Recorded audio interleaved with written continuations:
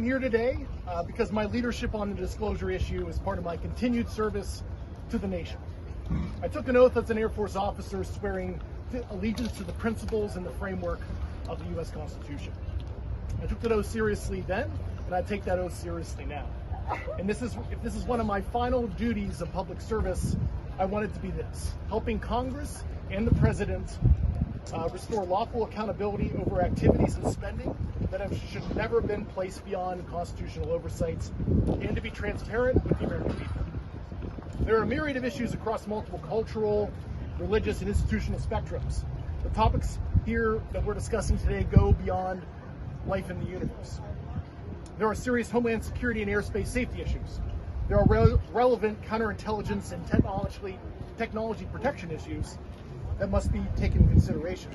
For decades, unknown objects have freely operated in restricted airspace in large metropolitan areas and critical infrastructure, and the agencies responsible for securing the homeland cannot adequately defend against it. This is a serious national security issue. In my official duties, I was exposed to human and signals intelligence information concerning foreign adversary, UAP crash retrieval, exploitation and study efforts, adversary views on U.S. legacy program reverse engineering efforts, and U.S.-held audiovisual information related to crash retrieval matters, such as the recovered vehicles and the associated biological materials. One must always be concerned about adversarial disinformation when you're getting foreign intelligence, but I was able to cross-verify this information internally to back up the foreign government assertions. Many of the president's team has been kept in the dark by high-ego, politically appointed actors, both because of incompetence and malicious intent has subverted the president's order on this issue. Furthermore, some of this foreign intelligence has not been provided to Congress despite lawful requests to the Defense Intelligence Agency last summer, and also having formally been published across the IC and analyzed by such analytical centers such as NASIC. These records belong under congressional oversight, and I believe DIA should stop obstructing Chairwoman Luna's task force and provide those documents to Congress and enter it through mandatory declassification review so the American public can see some of the foreign intelligence I had access to. Secrecy around this issue did not appear overnight. Subsequent executive orders, Secretary of Defense memorandums, Department of Security basically nullified Congress's role with the judicial branch with oversight of this issue. Remember, classification exists to protect the nation. Executive Order 13526 discusses what can and cannot be classified. Embarrassment, hiding funds, criminal activity, and the basic information about scientific information in the universe is unlawful for it to be classified. And this is why whistleblower protections matter. Through my federal litigation ongoing with the Department of War, I learned that the Air Force worked with an external agency to seek an investigation of me for alleged unauthorized disclosures punishable under the Espionage Act after I testified in front of Congress in 2023, discussing the results of my congressionally directed investigation in support of the first Trump administration. This should concern every member of Congress, regardless of party. To this day, I'm still fighting years of record withholding, administrative obstruction, and a prolonged effort to get a medical military retirement that I still am not in a retired status. This is also a real fraud, waste, and abuse issue. President Vance's task force is sharply focused on the issue of misuse of funds. The same accountability problem applies here. And during my investigation, I found slush funds to the tune of billions of dollars per annum for these activities. We cannot have one standard for the American people and another standard for the deep state that hide behind the veil of secrecy. President Trump has the authority to create an enduring legacy of government transparency, accountability consistent with national security protections. Disclosure should not depend on leaks. It should not depend on the public taking my word for it or anyone else's. American people deserve more than vague denials and selective releases of prior administrations, to include through troubled organizations such as AIR. I applaud the president's efforts and his promise to show true American leadership on this issue of massive worldwide interest, over 1 billion views on the File Drop website. So the time has come to stop asking the public to trust secret conclusions. Instead, provide an honest accounting of what it knows, what it's done, and what has been withheld. God bless America. We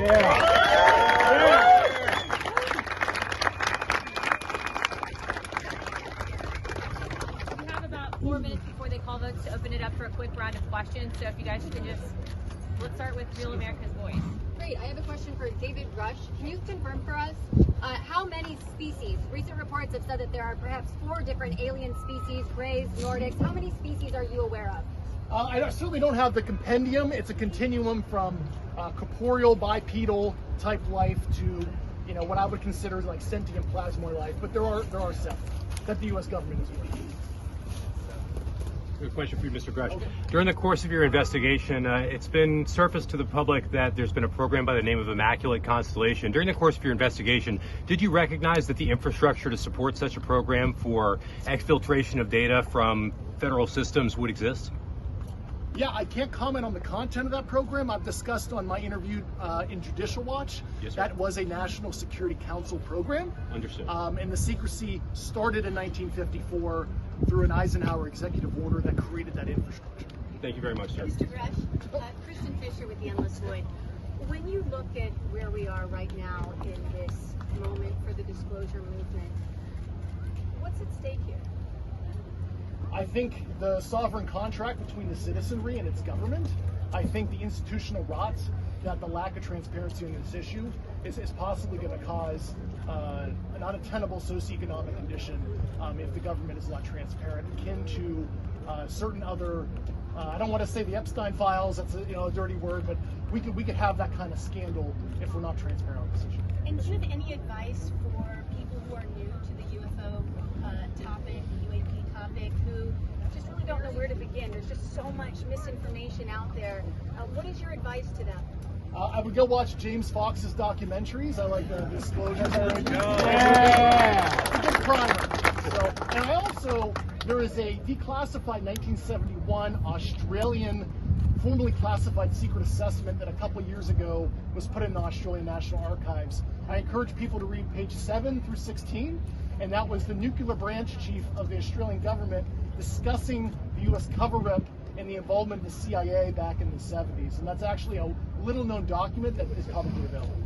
David, question with the whistleblower, Matthew Sullivan. Is there anything that you know, or is there anything that ties into what is happening here today and with his testimony that never happened because he died 2 weeks, I guess, before?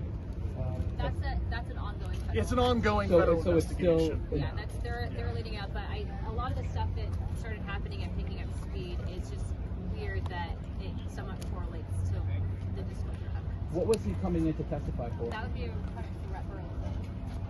David. Yeah. Mr. Grusch. David. Oh, Yeah. well, yeah, Mr. Sullivan was on the Legacy program. I served on active duty with him in the Air Force, but I don't want to discuss details of his knowledge until the federal investigation is complete.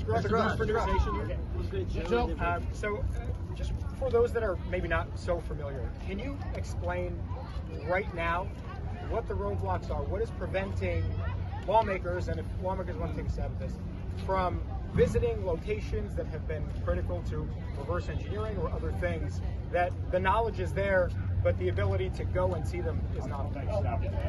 If Congress says we're going to go to Area 51, if Congress says we're going to go to Area 51, everybody says, go to Area 51, merchant. All I'm going to get there is a good dadgum t-shirt, all right? The moving van's already going to be there. The problem you have is that these things have been moved into private entities, so they don't have a FOIA. Wait a minute, I can FOIA Ford Motor Company, but it doesn't mean they're going to do anything. That's why they moved it out of the federal government, and that's part of the roadblocks. Other roadblocks we've seen, we tried to get a committee. We've had staff members try to block us when we first started this thing, when that first hearing, that Grusch said that there's biological entities. They tried to move it into remember that Russian balloon that flew over? They tried to move it into that. And what was it? Chinese, excuse me, they're all together right now. No, I know they're not, but they tried to move it into that. We had staff members try to block us. Just the top level. We've been in a skiff before. We had a member of Congress come in and just try to disrupt the meeting, try to disrupt Grusch, throwing all these trick questions, and he answered every dadgum one of them just right off the bat. He knocked it out of the park. So. And there's before we have to go, because this is the last question. We do have a meeting set up with the White House. The White House is going to play ball on this. So as Rep. Burleson and Burchett had stated, they are following through on everything that we are sending them. So the next course of action and something that they are willing to entertain is if you are an intelligence official or have knowledge of locations of materials, and in doing our due diligence and following with the task force, they are considering, and I do believe that they are going to be providing immunity permanently, so that people can't be hit with a violation of the Espionage Act. So again, there's a lot of people that have a lot of information, but it's really, can we prove it, and what information can we then bring forward to the American people? So do you have an update on the missing scientists? Wait a minute, let the guy with he's had his hand up the whole time, man. Thank you. Thank you, Mr. Burchett. I have a question for Mr. Grusch, if he's available.